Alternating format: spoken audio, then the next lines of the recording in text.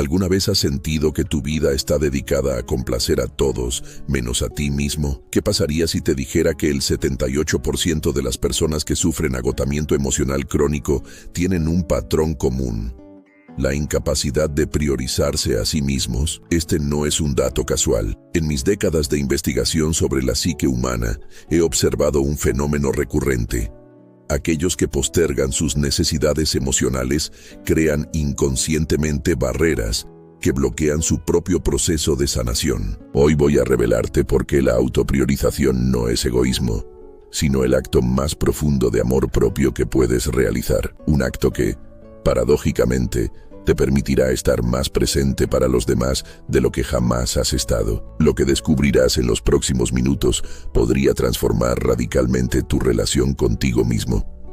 No estoy hablando de técnicas superficiales de autoayuda, sino de un viaje profundo hacia las capas más auténticas de tu ser. Si sientes que algo te impide sanar completamente, que hay un bloqueo invisible entre tú y tu bienestar emocional, este mensaje es para ti. La verdadera curación no viene de fuera, sino de tu capacidad para honrar tu propio ser. Antes de continuar, te invito a que actives la campana de notificaciones y dejes un comentario compartiendo cuál ha sido tu mayor obstáculo para priorizarte. Tu experiencia podría iluminar el camino de otros que están transitando el mismo sendero. Ahora, adentrémonos en el fascinante universo de la psique humana y descubramos juntos cómo, cuando te priorizas, la curación emocional comienza a fluir sin barreras.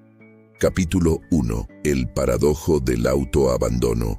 El autoabandono representa uno de los enigmas más fascinantes de la psique humana. ¿Por qué seres inteligentes y conscientes eligen, una y otra vez, ignorar sus propias necesidades emocionales? La respuesta yace en las profundidades de nuestro inconsciente colectivo. Desde tiempos ancestrales, el ser humano ha desarrollado mecanismos de supervivencia basados en la pertenencia al grupo. Nuestros antepasados dependían literalmente de la aceptación tribal para sobrevivir. Este instinto primordial sigue codificado en nuestro cerebro límbico, creando una respuesta automática de priorizar la aprobación externa sobre el bienestar interno. La neurociencia moderna confirma esta teoría. Cuando nos sentimos rechazados, las mismas regiones cerebrales que procesan el dolor físico se activan.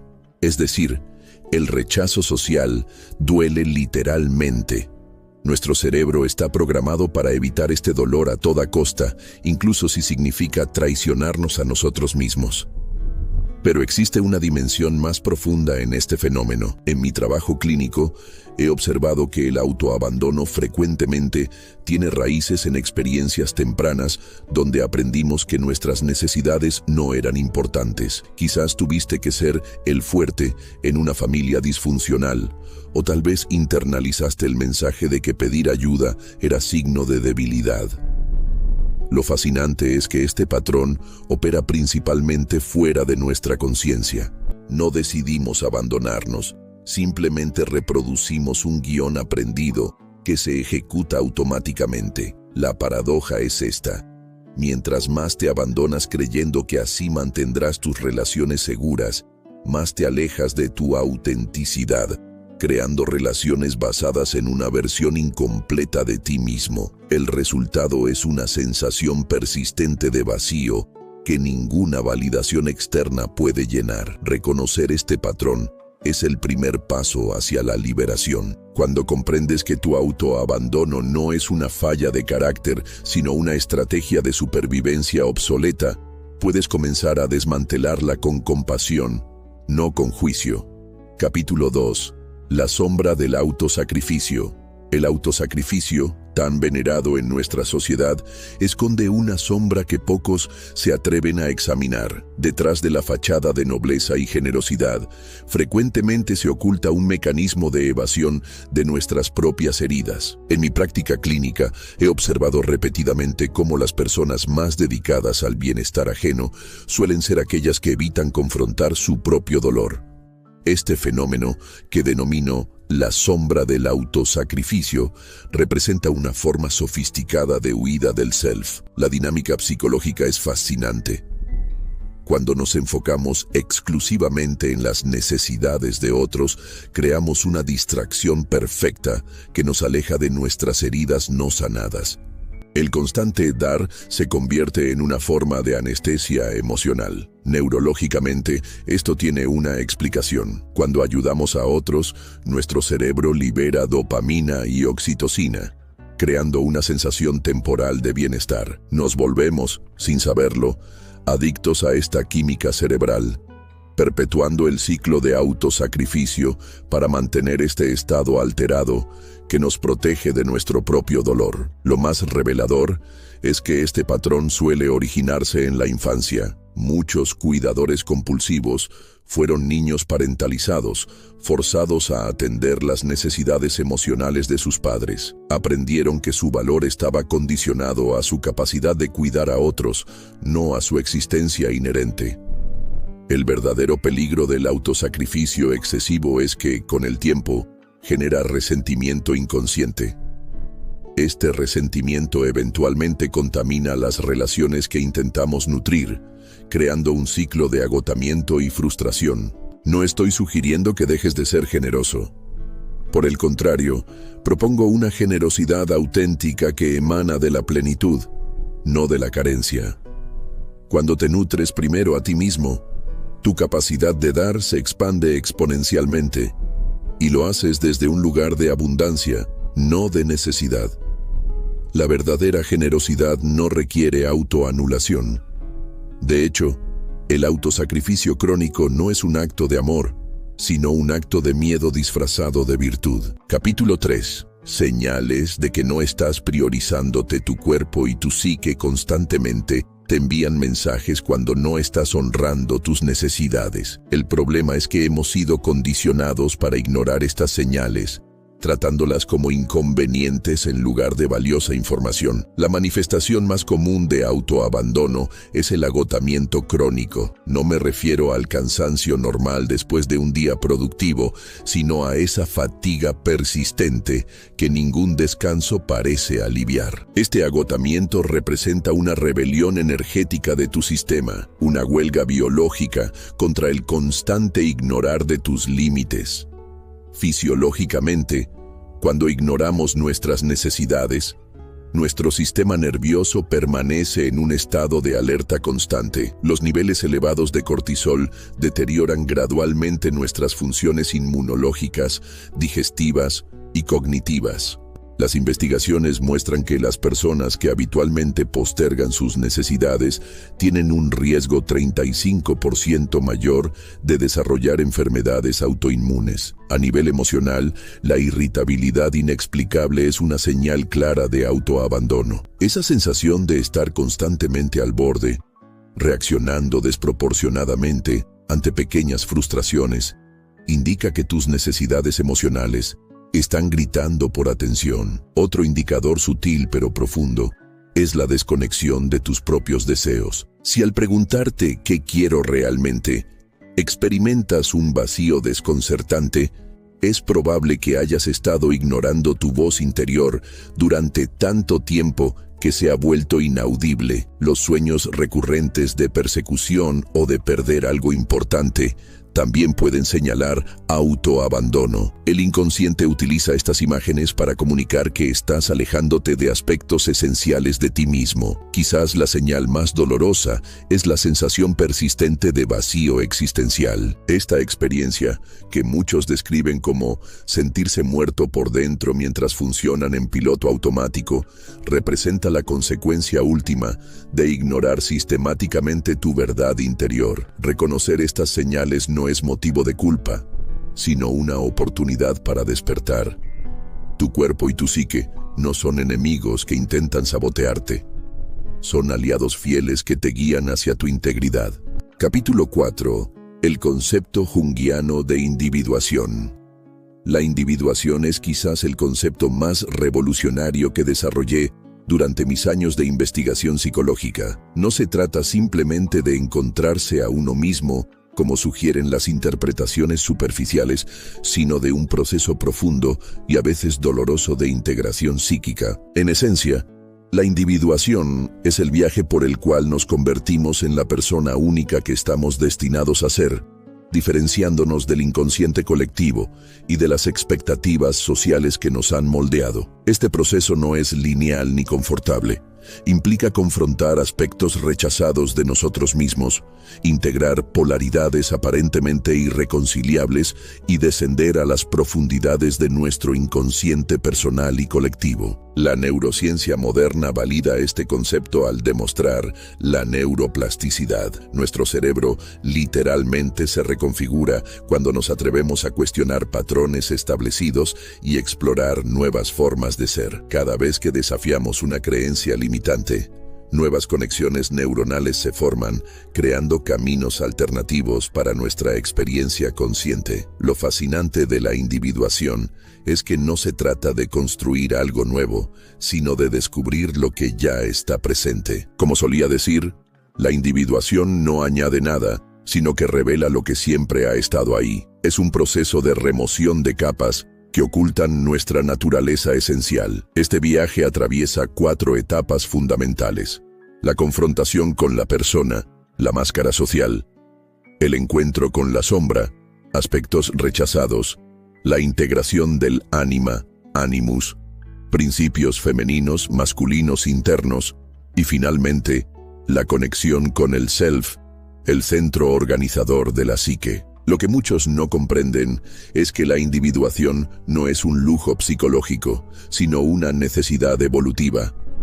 Cuando evitamos este proceso, la energía psíquica bloqueada eventualmente emerge como síntomas neuróticos, enfermedades psicosomáticas o crisis existenciales. La paradoja es que, al volvernos más auténticamente individuales, también nos conectamos más profundamente con la humanidad compartida. La verdadera individuación no conduce al aislamiento, sino a una forma más auténtica de relación con los demás. Capítulo 5. La conexión entre autocuidado y el proceso de individuación. El autocuidado, tan trivializado en la cultura contemporánea, tiene una dimensión profundamente arquetípica que pocos comprenden. No se trata meramente de baños de burbujas o meditaciones ocasionales, sino de un acto revolucionario de alineación con el proceso natural de individuación. Cuando te priorizas auténticamente, estás respondiendo al llamado del self, el centro regulador de tu psique que busca constantemente la integración y totalidad. Esta es la perspectiva junguiana que transforma el autocuidado de una indulgencia superficial a un imperativo psicológico. La neurociencia confirma esta visión. Cuando practicamos el autocuidado genuino, activamos el sistema nervioso parasimpático, creando un estado de descanso y digestión, que es precisamente el entorno neurológico donde la integración psíquica puede ocurrir. En este estado, el cerebro puede procesar experiencias emocionales complejas y reorganizar estructuras neuronales. Lo fascinante es que existe una sincronicidad natural entre las necesidades del cuerpo y las necesidades del alma. Cuando honras tu necesidad de descanso, por ejemplo, no solo estás restaurando tu energía física, sino creando el espacio psíquico necesario para que emerjan contenidos inconscientes que buscan integración. En mi práctica clínica, observé repetidamente que los momentos de mayor avance en el proceso de individuación frecuentemente ocurrían cuando mis pacientes finalmente se permitían atender sus necesidades básicas sin culpa. Era como si el acto de autocuidado enviara una señal al inconsciente. Es seguro emerger ahora. Esta conexión explica por qué muchas personas experimentan insights profundos durante actividades de autocuidado aparentemente mundanas.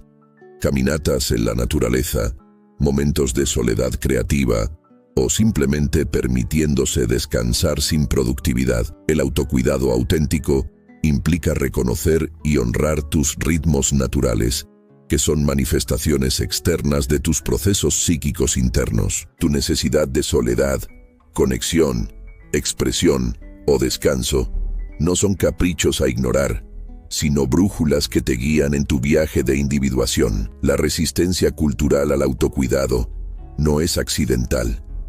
Una sociedad de individuos plenamente individuados sería revolucionaria.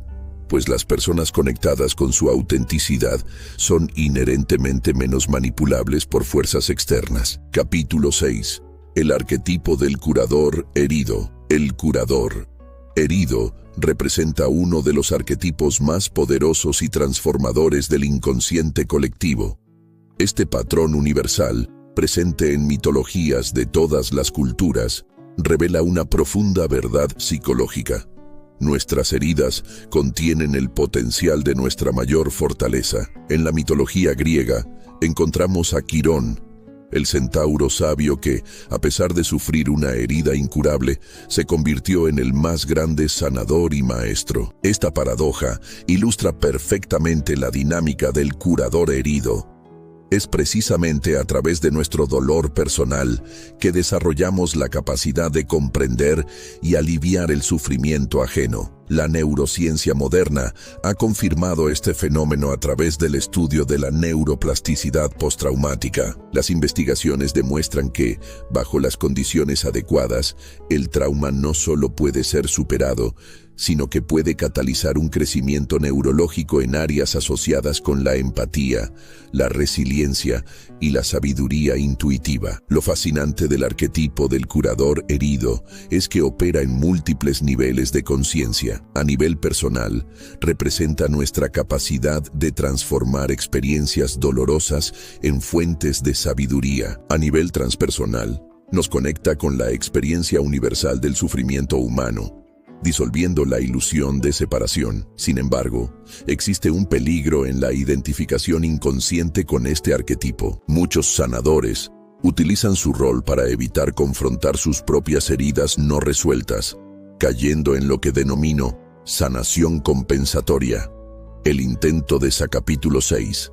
El arquetipo del curador herido. Sin embargo, existe un peligro en la identificación inconsciente con este arquetipo. Muchos sanadores utilizan su rol para evitar confrontar sus propias heridas no resueltas, cayendo en lo que denomino sanación compensatoria, el intento de sanar en otros lo que no hemos sanado en nosotros mismos. La diferencia crucial está en la conciencia. El verdadero curador herido no niega ni proyecta su vulnerabilidad, sino que la integra conscientemente en su trabajo. Reconoce que la herida nunca desaparece completamente.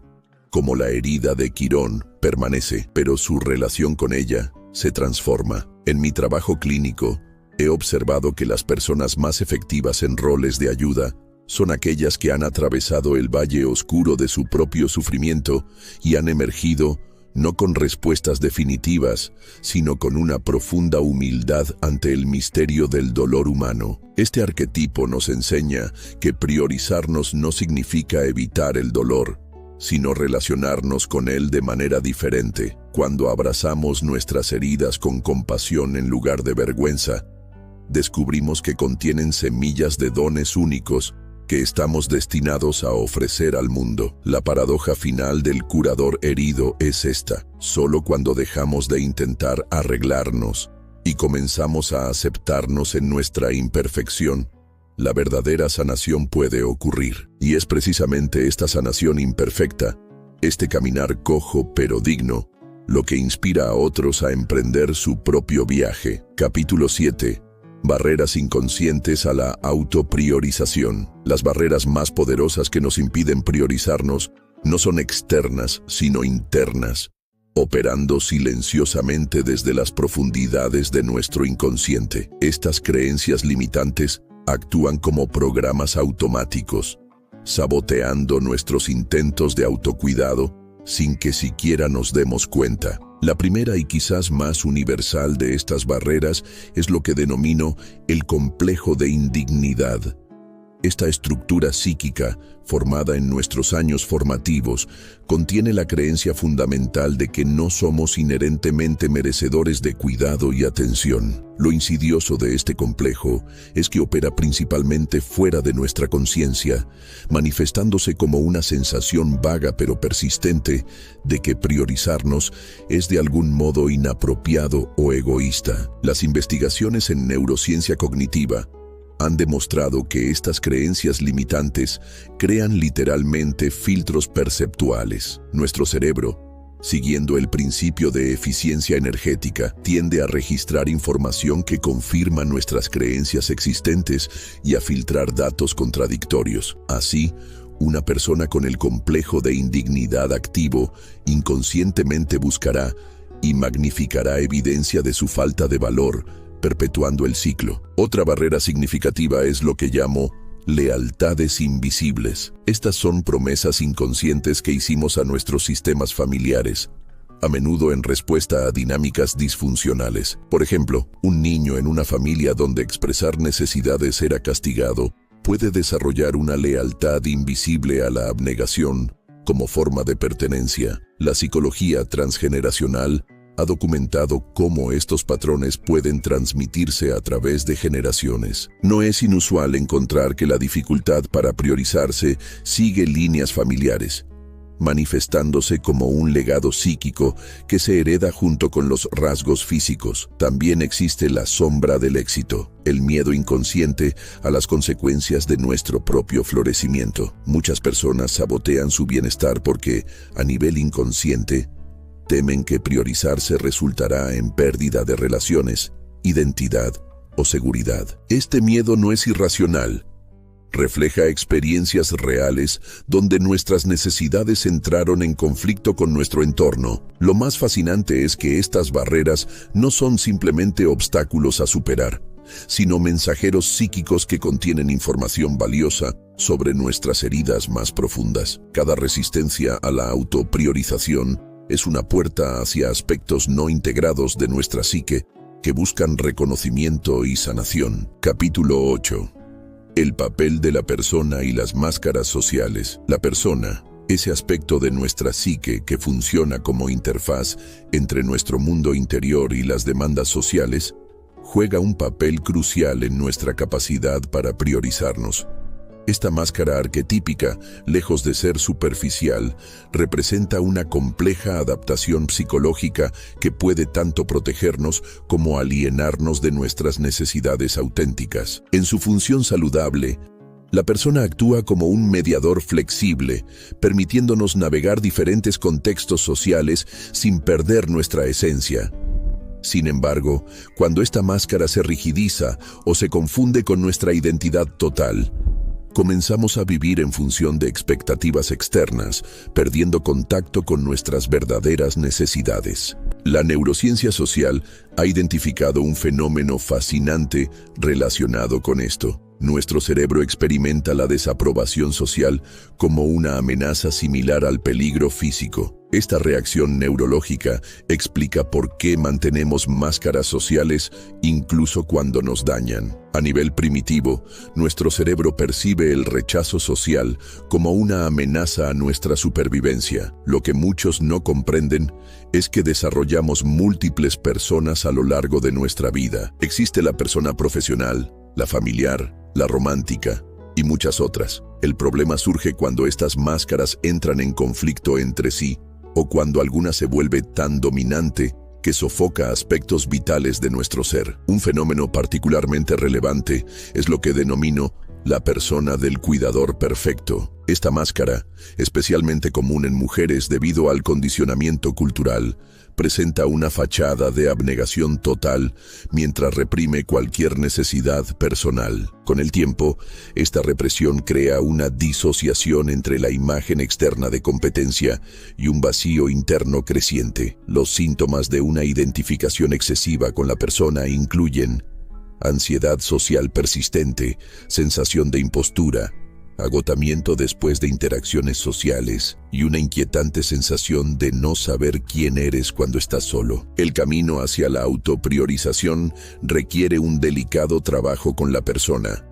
No rechazarla completamente, lo que generaría inadaptación social, ni identificarse totalmente con ella, sino desarrollar una relación consciente y flexible con nuestras máscaras sociales. Este proceso implica reconocer que la autenticidad no es la ausencia de máscaras sociales, sino la capacidad de elegir conscientemente qué aspectos de nosotros expresamos en cada contexto, manteniendo siempre una conexión con nuestro centro. Capítulo 9. La sincronicidad en la curación emocional. La sincronicidad, ese principio acausal que conecta eventos aparentemente no relacionados a través del significado, juega un papel fundamental en el proceso de curación emocional. No se trata de coincidencias aleatorias, sino de un principio organizador profundo que emerge cuando nos alineamos con nuestro proceso de individuación. Cuando comenzamos a priorizarnos auténticamente, ocurre un fenómeno fascinante. El universo parece reorganizarse para apoyar nuestro proceso de sanación. Aparecen personas, situaciones y recursos precisamente cuando los necesitamos.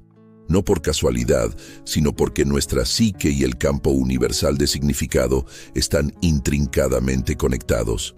La física cuántica moderna ofrece modelos que sugieren cómo podría funcionar este fenómeno. El principio de entrelazamiento cuántico demuestra que partículas que han interactuado permanecen conectadas independientemente de la distancia, respondiendo instantáneamente a los cambios en su contraparte. De manera similar, nuestra psique parece entrelazada con un campo más amplio de significado que responde a nuestros movimientos internos. En mi práctica clínica, he observado patrones consistentes de sincronicidad durante momentos cruciales de transformación psicológica. Cuando un paciente finalmente reconoce y honra una necesidad largamente ignorada, frecuentemente reporta encuentros casuales que apoyan precisamente ese aspecto de su desarrollo. Los sueños juegan un papel especial en este proceso. A menudo contienen símbolos y escenarios que anticipan desarrollos futuros en el proceso de sanación, como si el inconsciente tuviera acceso a un campo de información que trasciende las limitaciones lineales del tiempo consciente. Lo más revelador es que la sincronicidad tiende a intensificarse precisamente cuando nos encontramos en encrucijadas significativas. Estos momentos, que denomino umbrales de transformación, son periodos donde el viejo patrón ya no funciona, pero el nuevo aún no se ha establecido completamente. Es en esta tierra de nadie psicológica donde la sincronicidad florece con mayor intensidad.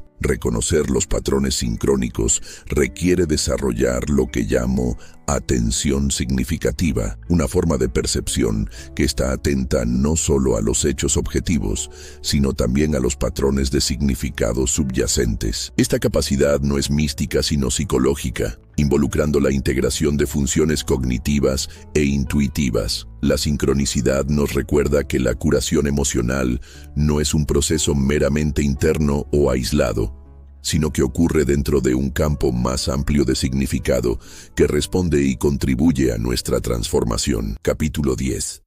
Técnicas prácticas de autopriorización. La verdadera autopriorización trasciende las técnicas superficiales de tiempo para mí, promovidas por la cultura de bienestar contemporánea. Requiere un abordaje integral que honre tanto la profundidad psicológica como la practicidad cotidiana. Estas técnicas, desarrolladas a partir de décadas de observación clínica, abordan los múltiples niveles donde ocurre el autoabandono. La primera y quizás más fundamental técnica es lo que denomino escucha corporal contemplativa. Nuestro cuerpo constantemente comunica nuestras necesidades auténticas, pero hemos sido condicionados para ignorar estas señales. Esta práctica implica crear espacios regulares, inicialmente tan breves como 5 minutos, donde simplemente observamos las sensaciones corporales sin juicio, permitiendo que emerjan mensajes que normalmente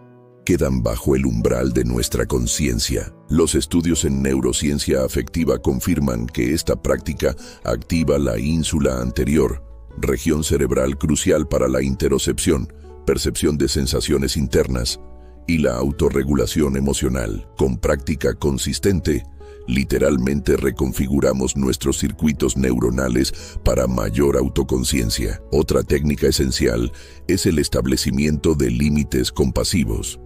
Muchas personas confunden límites con muros o ultimátums. Los límites auténticos no son rígidos ni punitivos, sino membranas permeables que protegen nuestra integridad mientras permiten conexión genuina. Esta práctica implica identificar dónde necesitamos mayor protección energética y comunicar estas necesidades desde la claridad, no desde el miedo o la culpa. La desidentificación de roles constituye otra práctica transformadora. Implica reconocer conscientemente los múltiples roles que desempeñamos: padre, madre, profesional, cuidador, etc., y crear rituales simbólicos para ponerse y quitarse estos roles, evitando que cualquiera de ellos consuma nuestra identidad completa. Para abordar las barreras inconscientes, la técnica del diálogo con el saboteador interno resulta invaluable. Esta práctica, basada en mi trabajo con la imaginación activa, implica personificar y dialogar con las partes de nosotros que resisten la autopriorización. El objetivo no es eliminar estas voces, sino comprender su función protectora original y renegociar su rol en nuestra psique actual. Finalmente, la auditoría de energía relacional nos permite evaluar objetivamente dónde estamos sobreinvirtiendo o subinvirtiendo energía en nuestras relaciones. Esta práctica implica mapear nuestras conexiones y examinar honestamente si reflejan nuestros valores auténticos o patrones inconscientes de complacencia y autoabandono. Lo crucial es implementar estas técnicas no como tareas adicionales en una lista ya sobrecargada, sino como un cambio fundamental en nuestra relación con nosotros mismos. Un compromiso con nuestra integridad que gradualmente reorganiza todos los aspectos de nuestra vida. Capítulo 11. La alquimia emocional. La alquimia emocional representa uno de los procesos más fascinantes y transformadores de la psique humana. Así como los alquimistas medievales buscaban transformar metales básicos en oro, existe un proceso psíquico natural que puede transmutar nuestro dolor emocional en sabiduría profunda. Este proceso no consiste en eliminar o suprimir emociones difíciles, sino en cambiar fundamentalmente nuestra relación con ellas. La neurociencia afectiva ha confirmado lo que los antiguos alquimistas intuían. Cuando nos relacionamos conscientemente con nuestras emociones, en lugar de identificarnos con ellas, activamos regiones prefrontales del cerebro que pueden modular y transformar nuestra experiencia emocional.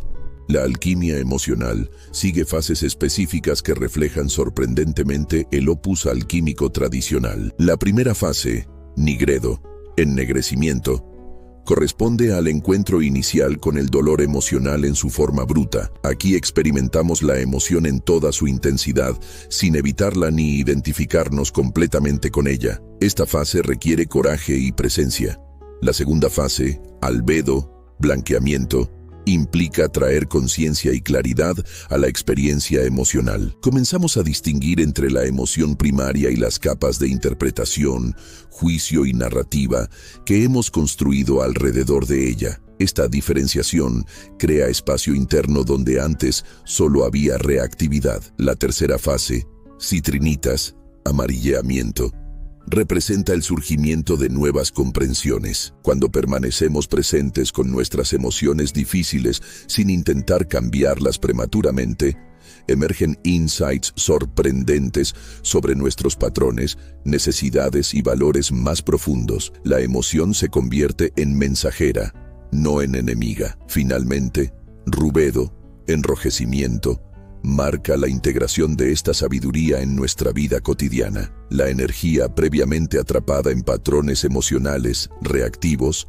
se libera y queda disponible para la expresión creativa y la acción consciente. Lo fascinante de este proceso es que no requiere técnicas complicadas, sino una cualidad específica de atención. La clave está en lo que denomino presencia compasiva, la capacidad de estar con nuestra experiencia emocional sin fusionarnos con ella ni disociarnos de ella. Un aspecto crucial de la alquimia emocional es reconocer que todas las emociones, incluso las más dolorosas, contienen información vital sobre nuestras necesidades. La vergüenza puede señalar valores transgredidos, La ira puede indicar límites violados y la tristeza puede revelar conexiones significativas que necesitan reconocimiento. Cuando aprendemos a metabolizar nuestras emociones a través de este proceso alquímico, desarrollamos una resiliencia emocional que no depende de circunstancias externas favorables. Capítulo 11.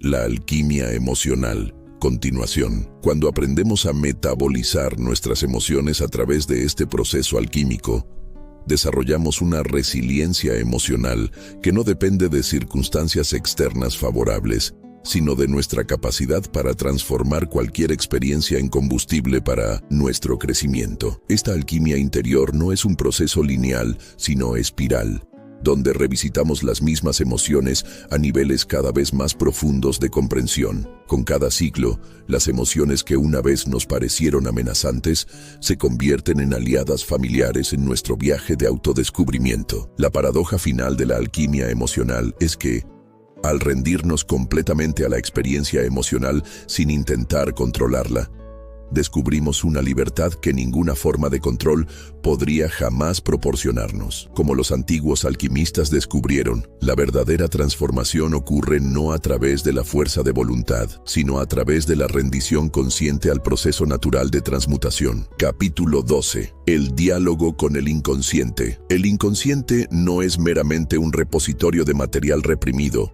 como sugieren algunas interpretaciones simplistas, sino una dimensión autónoma y creativa de la psique con su propia inteligencia. Establecer un diálogo consciente con esta dimensión representa uno de los aspectos más transformadores del trabajo junguiano. Este diálogo no es metafórico, sino literal. Implica desarrollar una relación recíproca con aspectos de nuestra psique que operan más allá del control del ego. La neurociencia contemporánea confirma esta visión al demostrar que gran parte de nuestro procesamiento cerebral ocurre fuera de la conciencia, siguiendo patrones y lógicas que el pensamiento consciente no puede acceder directamente. La técnica fundamental para este diálogo es lo que denominé imaginación activa, un estado de conciencia donde mantenemos simultáneamente la receptividad meditativa y la participación consciente. A diferencia de la fantasía pasiva o la visualización dirigida, la imaginación activa permite que contenidos autónomos del inconsciente emerjan mientras mantenemos nuestra presencia consciente. Para practicarla, comenzamos identificando un símbolo, emoción o figura que ha emergido espontáneamente en sueños, fantasías o síntomas.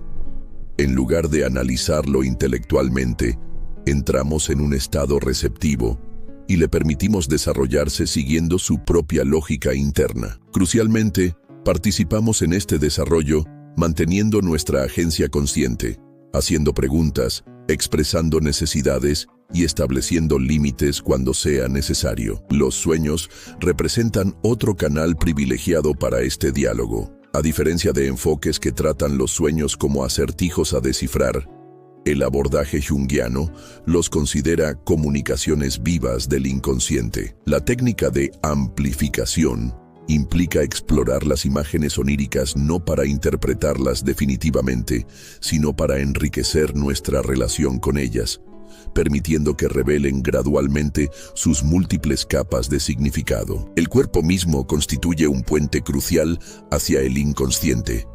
Las sensaciones somáticas inexplicables, tensiones crónicas y síntomas físicos frecuentemente contienen mensajes del inconsciente codificados en el lenguaje del cuerpo. La escucha corporal profunda implica atender a estas sensaciones con curiosidad contemplativa, permitiendo que se expresen no solo como sensaciones, sino como imágenes, emociones y comprensiones. Lo que muchos no comprenden es que este diálogo requiere una ética específica. El inconsciente responde no solo a nuestras intenciones conscientes, sino a nuestra actitud. La aproximación manipulativa o meramente utilitaria tiende a producir resultados superficiales o engañosos. La actitud que facilita un diálogo auténtico combina humildad, curiosidad genuina y compromiso con la verdad, incluso cuando desafía nuestras concepciones previas. Este diálogo, sostenido consistentemente, gradualmente transforma la relación entre consciente e inconsciente, de antagonismo o desconexión, a una colaboración creativa. El resultado no es que el ego controle el inconsciente, ni que el inconsciente tome el mando, sino un tercer estado que denominé la función trascendente. Una nueva constelación psíquica que integra ambas dimensiones mientras respeta su diferencia esencial. Capítulo 13. Integrando la sombra. La sombra, ese repositorio de aspectos rechazados, negados y reprimidos de nosotros mismos, representa quizás el concepto más malinterpretado y a la vez más crucial de la psicología profunda. No es simplemente el lado oscuro como sugieren las interpretaciones populares, sino una dimensión compleja que contiene tanto nuestras heridas más profundas como nuestros dones más vitales. Lo primero que debemos comprender es que la formación de la sombra es inicialmente adaptativa. Como niños, aprendemos rápidamente qué aspectos de nuestra naturaleza son aceptables en nuestro entorno y cuáles deben ocultarse para mantener vínculos esenciales. Este proceso, aunque necesario para la socialización temprana, eventualmente limita nuestra totalidad psíquica. La neurociencia del desarrollo ha confirmado que este proceso de adaptación temprana crea patrones neurales que literalmente estructuran nuestro cerebro, estableciendo vías preferentes que se refuerzan con cada repetición. Con el tiempo, estos patrones se vuelven automáticos e invisibles para nuestra conciencia. No vemos nuestra sombra precisamente porque está compuesta de lo que hemos aprendido a no ver en nosotros mismos. Lo fascinante es que la energía psíquica invertida en mantener estos aspectos fuera de la conciencia no desaparece, sino que permanece activa en el inconsciente, manifestándose de tres formas principales. Proyección: vemos en otros lo que negamos en nosotros. Compensación: desarrollamos características opuestas exageradas. Y síntomas: la energía reprimida emerge como manifestaciones psicológicas o somáticas. La proyección es particularmente relevante para nuestro tema. Cuando no reconocemos nuestra propia necesidad de cuidado y atención, frecuentemente desarrollamos una hipersensibilidad hacia el egoísmo de otros. Nuestras reacciones desproporcionadas ante los actos de autopriorización ajenos suelen ser señales claras de aspectos propios en la sombra. El trabajo con la sombra no consiste en deshacerse de estos aspectos, sino en establecer una relación consciente con ellos. Este proceso sigue varias fases: reconocimiento, identificar patrones de proyección y reactividad; recuperación, reclamar estos aspectos como propios; reintegración, encontrar expresiones constructivas para estas energías; y transformación, permitir que estos aspectos ahora conscientes maduren y evolucionen. Una técnica específica para este trabajo es lo que denomino el diálogo con el crítico interno. Esta voz interior que constantemente juzga nuestros intentos de autocuidado como egoístas o indulgentes, generalmente representa aspectos parentales internalizados o adaptaciones tempranas. Al personificar esta voz y dialogar con ella, descubrimos que bajo su severidad aparente yace frecuentemente un intento primitivo de protegernos. Lo paradójico del trabajo con la sombra es que los aspectos que más tememos enfrentar a menudo contienen precisamente las energías que necesitamos para nuestra totalidad. La capacidad de establecer límites claros, expresar necesidades directamente y priorizar nuestro bienestar, cualidades esenciales para la salud psíquica, frecuentemente residen en nuestra sombra, esperando ser reintegradas. Capítulo 14. La mandala de la curación emocional. La mandala, ese símbolo universal de totalidad y organización alrededor de un centro, ofrece un modelo profundo para comprender el proceso integrado de curación emocional. No es simplemente una metáfora, sino un patrón arquetípico que refleja la tendencia natural de la psique hacia la integración y el equilibrio. En las tradiciones orientales, la mandala representa el cosmos entero en miniatura. De manera similar, Nuestra psique contiene un microcosmos donde cada aspecto de nuestra experiencia tiene su lugar en relación con un centro organizador. Este centro, que denominé el Self, actúa como principio regulador que constantemente busca integrar aspectos fragmentados de nuestro ser. La mandala de la curación emocional que he desarrollado a través de décadas de observación clínica consta de 4 cuadrantes interconectados, cada uno representando una dimensión esencial del proceso curativo. El primer cuadrante, conciencia corporal, representa nuestra capacidad de habitar plenamente nuestra experiencia somática. Aquí incluimos prácticas que restauran la conexión con la sabiduría inherente del cuerpo, respiración consciente, movimiento auténtico y atención a las sensaciones como mensajeras de necesidades más profundas. El segundo cuadrante, alquimia emocional, abarca nuestra relación con el espectro completo de emociones. Incluye la capacidad de identificar, tolerar, expresar y transformar estados emocionales, reconociéndolos no como interrupciones a eliminar, sino como información vital sobre nuestras necesidades y valores. El tercer cuadrante, ecología relacional, representa la red de conexiones que sostiene nuestra vida. Aquí trabajamos con patrones de apego, límites, comunicación auténtica y la capacidad de mantener nuestra integridad dentro de sistemas relacionales complejos. El cuarto cuadrante, significado y propósito, aborda nuestra necesidad fundamental de coherencia existencial. Incluye la conexión con valores personales, la expresión de dones únicos y la capacidad de encontrar significado incluso en experiencias de sufrimiento. Lo crucial de este modelo es que estos cuadrantes no representan etapas secuenciales, sino dimensiones simultáneas que se influyen mutuamente. Un cambio en cualquier cuadrante inevitablemente afecta a los demás, creando un efecto de resonancia a través del sistema entero.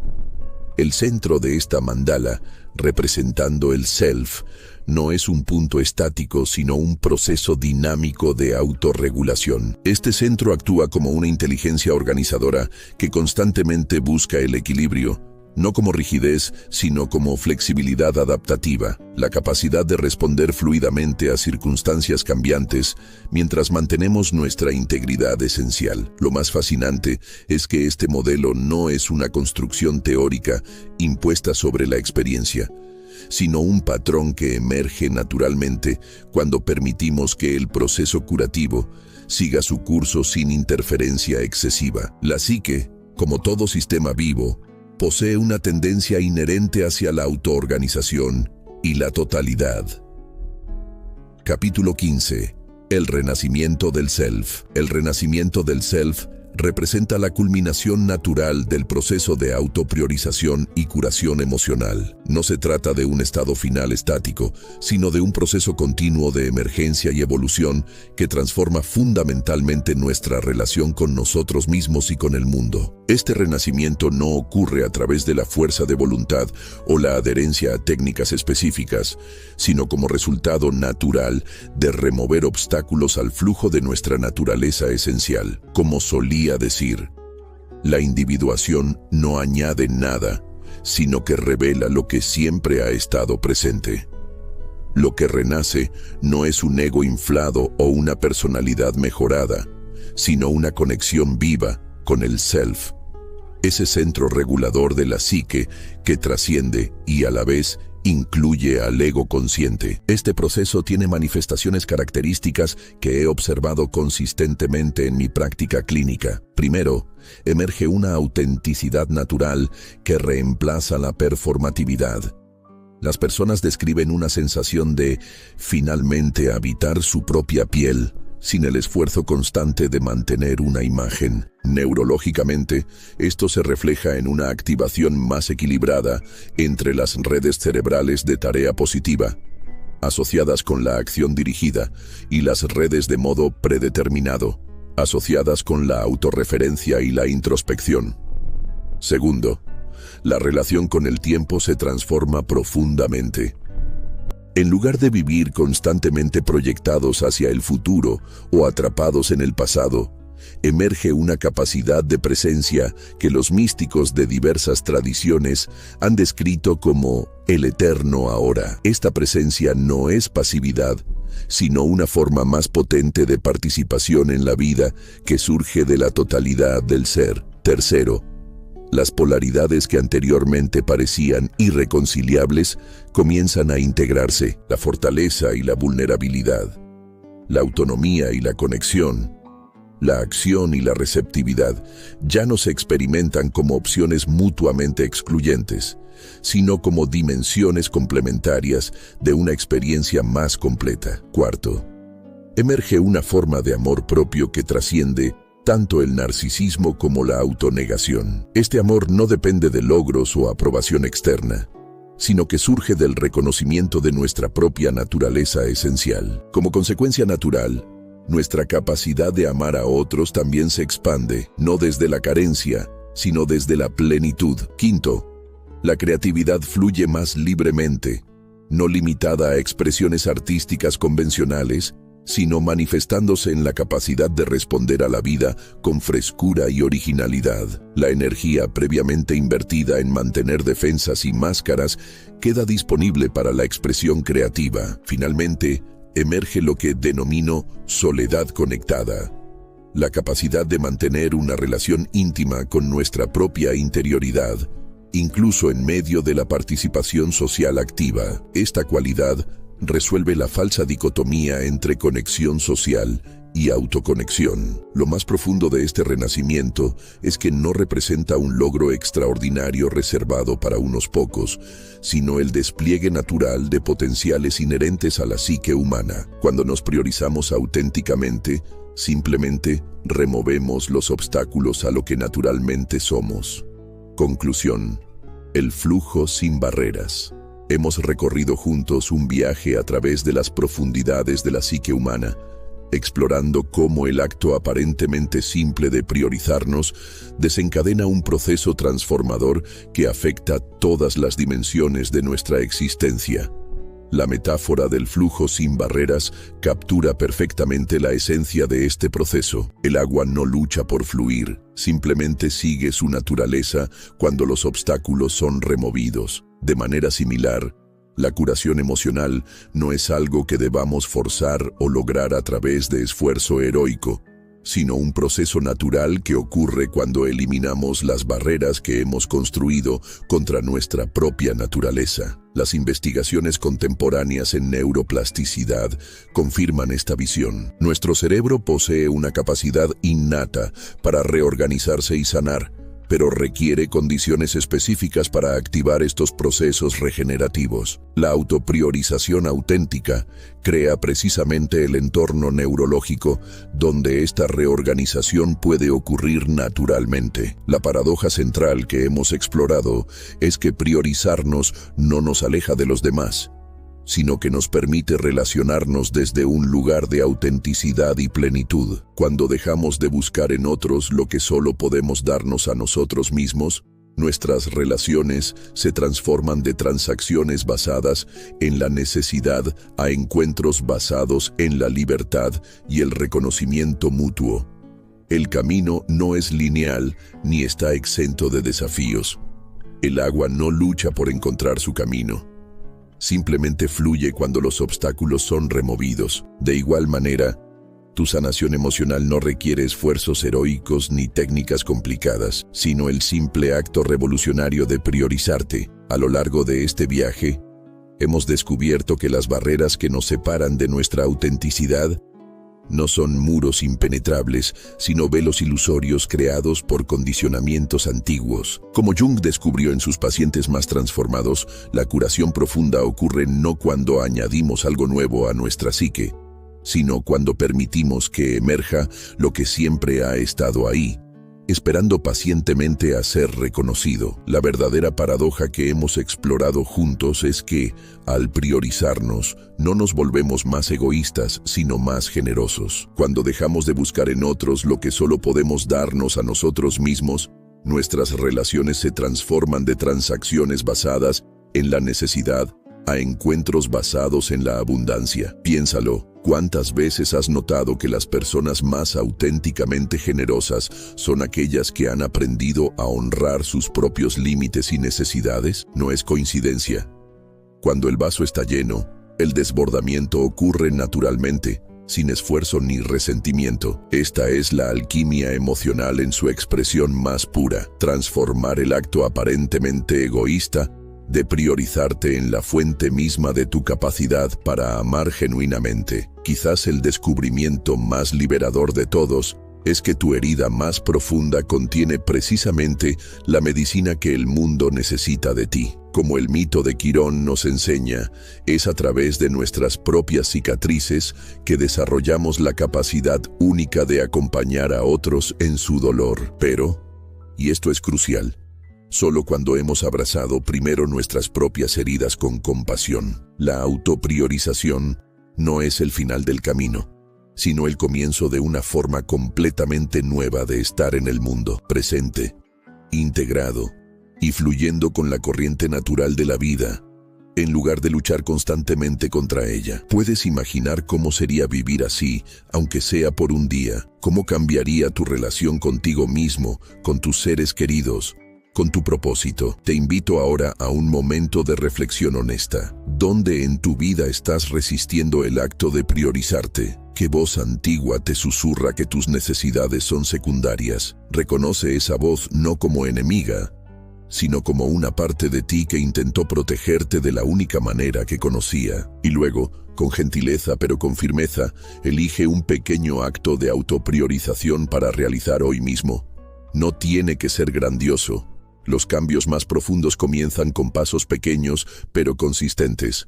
Recuerda, cada vez que honras tus propias necesidades, estás creando nuevas conexiones neuronales que, con el tiempo, transformarán no solo tu experiencia interna, sino la calidad misma de tu presencia en el mundo. Este no es el final de una conversación, sino el comienzo de un diálogo continuo entre tú y las profundidades de tu ser. Si este mensaje ha resonado contigo, te invito a que lo compartas dejando un comentario sobre qué aspecto de la autopriorización representa tu mayor desafío actualmente. Tu vulnerabilidad podría ser exactamente lo que otra persona necesita leer hoy. Y si deseas continuar este viaje de descubrimiento, asegúrate de suscribirte al canal y activar las notificaciones. Estamos creando una comunidad de personas comprometidas, no con la perfección, sino con la autenticidad. Como Jung nos recordaría, no se trata de convertirnos en seres perfectos, sino en volvernos completamente humanos, con toda la belleza y complejidad que eso implica. Hasta nuestro próximo encuentro. Recuerda, cuando te priorizas, la curación emocional fluye sin barreras.